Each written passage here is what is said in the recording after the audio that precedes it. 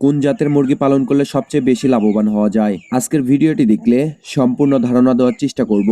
আপনারা খুব সহজেই কোন জাতের মুরগি পালন করে লাভবান হতে পারবেন। আসসালামু আলাইকুম। এক ভাই কমেন্টের মাধ্যমে জানিয়েছেন যে কোন জাতের মুরগি পালন করে সহজে লাভবান হওয়া যায়। প্রথমে মুরগির খামার করার আগে চিন্তা করতে হবে যে আপনি কিসের জন্য মুরগি পালন করবেন। মাংসের জন্য পালন করবেন নাকি ডিমের জন্য মুরগি পালন করবেন, সেক্ষেত্রে আপনাকেই বিবেচনা করতে হবে। এক্ষেত্রে আরো একটা দিক চিন্তা করতে হবে যে আপনি যে মুরগি পালন শুরু করবেন এটা কি শুধু পারিবারিক মাংস এবং ডিমের চাহিদা মেটানোর জন্য নাকি বাণিজ্যিক আকারে খামার শুরু করবেন। ভিডিও শুরু করার আগে একটাই রিকোয়েস্ট থাকবে, আমার এই চ্যানেলে যদি আপনারা নতুন দর্শক হয়ে থাকেন তাহলে আমার এই চ্যানেলটি সাবস্ক্রাইব করবেন এবং ফলো করবেন। প্রথমেই আসেন, আপনারা যারা পারিবারিক ডিমের এবং মাংসের চাহিদা মেটানোর জন্য মুরগি পালন করবেন তারা কোন জাতের মুরগি পালন করবেন। এক্ষেত্রে আপনারা যদি নতুন খামারি হয়ে থাকেন তাহলে আপনারা বিভিন্ন ধরনের বিভিন্ন জাতের মুরগি পালন করতে পারেন। সবচেয়ে প্রথম বলতে হবে দেশি মুরগি, কেননা আপনারা পারিবারিক ডিমের এবং মাংসের চাহিদা মেটানোর জন্য মুরগি পালন করতে যাচ্ছেন, সেহেতু দেশি মুরগি সবচেয়ে ভালো হবে। এই দিক থেকে রোগ প্রতিরোধ ক্ষমতা দেশি মুরগির সবচেয়ে বেশি এবং এরা তুলনামূলকভাবে টাইগার, সোনালী, সুপার হাইব্রিড এদের থেকে খাবার একটু কম খায় এবং শরীর স্বাস্থ্য এদের চেয়ে একটু কম বাড়ে। কেননা দেশি মুরগি এবং টাইগার মুরগি, সোনালী মুরগি, সুপার হাইব্রিড মুরগি এদের থেকে দেশি মুরগির মাংসর তুলনা একটু স্বাদ বেশি লাগে। সেক্ষেত্রে আপনি যদি একটু স্বাদের মাংস খেতে চান তাহলে দেশি মুরগি পালন করতে পারেন এবং পুষ্টিকর ডিম পেতে চাইলে দেশি মুরগি পালন করতে হবে। লোকে বলে সবচেয়ে বেশি পুষ্টি থাকে দেশি মুরগির ডিমেই। দেশি মুরগি বছরে 80 থেকে 100 পিসের মতো ডিম পাড়ে। এটা যদি আপনি সুন্দরভাবে পরিচর্যা করতে পারেন তাহলে এর বেশি ডিমও দিতে পারে দেশি মুরগি। এক্ষেত্রে আপনি পারিবারিক মাংস এবং ডিমের চাহিদা মেটানোর জন্য দেশি মুরগি পালন করতে পারেন। হয়তো দেশি মুরগিতে লাভের চেয়ে একটু খরচ বেশি হয় কিন্তু লাভ একটু সীমিত হয়, সেক্ষেত্রে আপনি পারিবারিক মাংস এবং ডিমের চাহিদা মেটানোর জন্য এই দেশি মুরগি পালন করতে পারেন, কিন্তু কখনই বাণিজ্যিক আকারে এই দেশি মুরগি পালন করতে যাবেন না। এর পরবর্তীতে যদি এর চেয়ে একটু বেশি ডিম পেতে চান তাহলে ফার্মি মুরগি পালন করতে পারেন। পারিবারিক ডিমের চাহিদা মেটানোর জন্য ফার্মি মুরগি সবচেয়ে বেস্ট হবে। ফার্মি মুরগি পালনের তুলনামূলকভাবে খরচ একটু কম হয়ে থাকে, কেননা এই জাতের মুরগিকে দানাদার খাবারের পাশাপাশি শাক কিংবা সবজিও খাওয়াতে পারবেন এবং এই জাতের মুরগিকে দেশি মুরগির মতো ছেড়ে দিয়েও পালন করা যায়।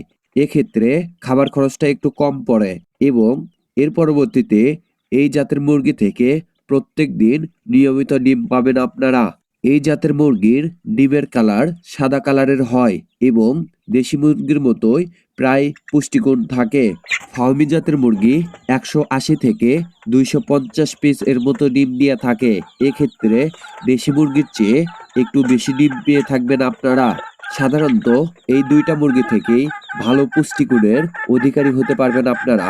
এর পরবর্তীতে বাণিজ্যিক আকারে কোন জাতের মুরগি দিয়ে খামার শুরু করা যায়। আপনারা যদি বাণিজ্যিক আকারে মুরগি পালন করা শুরু করতে চান তাহলে প্রথমেই দেখতে হবে কোন জাতের মুরগি আপনার এলাকায় সবচেয়ে বেশি চলে। বাজারে কোন জাতের মুরগির চাহিদা বেশি, মাংসের জন্য কোন জাতের মুরগির চাহিদা বেশি এবং ডিমের জন্য কোন জাতের মুরগির চাহিদা বেশি, এটা আপনাকেই ঠিক করতে হবে। কেননা আমি আপনাকে একটা পরামর্শ দিলাম, আপনি আমার অনুযায়ী একটা খামার করলেন, এখানে আমার বাজারে যে মাংসের চাহিদা, যে মুরগির জাতের চাহিদা, আপনার ওখানে এর পরবর্তীতে সবকিছুই উল্টো হয়ে গেল, অন্য জাতের মুরগির চাহিদা আপনার এলাকায় বেশি, তাহলে আপনি আমার পরামর্শ নিয়ে খামার করে লাভ করার চেয়ে লসের সম্মুখীন বেশি হতে পারবেন। সেজন্য প্রথমেই আপনাকেই সিদ্ধান্ত নিতে হবে যে আপনার এলাকায় কোন জাতের মুরগি বেশি চাহিদা, মাংসের জন্য বেশি চাহিদা কোন জাতের এবং ডিমের জন্য বেশি চাহিদা কোন জাতের, এবং আপনি কোন জাতের মুরগি পালন করতে চান, ডিমের জন্য নাকি মাংসের জন্য। আপনার এলাকায় মাংসের জন্য কোন জাতের মুরগির চাহিদা বেশি, হতে পারে দেশি মুরগি, সোনালী মুরগি, টাইগার মুরগি, সুপার হাইব্রিড মুরগি, এই জাতের মুরগির মাংসের চাহিদা বেশি। এইগুলো জাত যে কোনো একটা জাত করতে পারেন।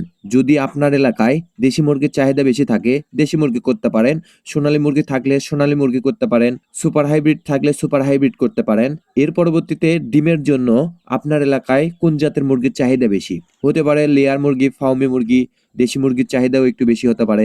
কিন্তু দেশি মুরগির চাহিদা যদি আপনি ডিমের জন্য বাণিজ্যিকভাবে করতে চান তাহলে এখান থেকে লাভের চেয়ে লসের সম্মুখীন বেশি হবেন। কেননা একটা দেশি মুরগি ১ মাসে ১০ থেকে ১২টি কিংবা অতিরিক্ত হলে ১৫টির মতো ডিম পেড়ে থাকে।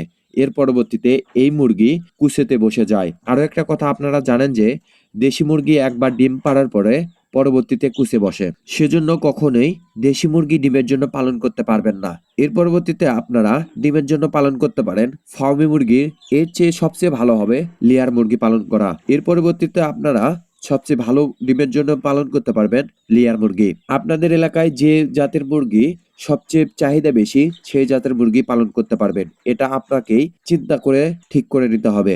তো আজকের ভিডিওটা এই পর্যন্তই। ভিডিওটা যদি ভালো লাগে লাইক করবেন, কমেন্ট করবেন। এইরকম নিত্য নতুন ভিডিও পেতে চাইলে আমার এই চ্যানেলটি সাবস্ক্রাইব করে পাশে থাকা বেল আইকনটি বাজিয়ে রাখবেন। আসসালামু আলাইকুম।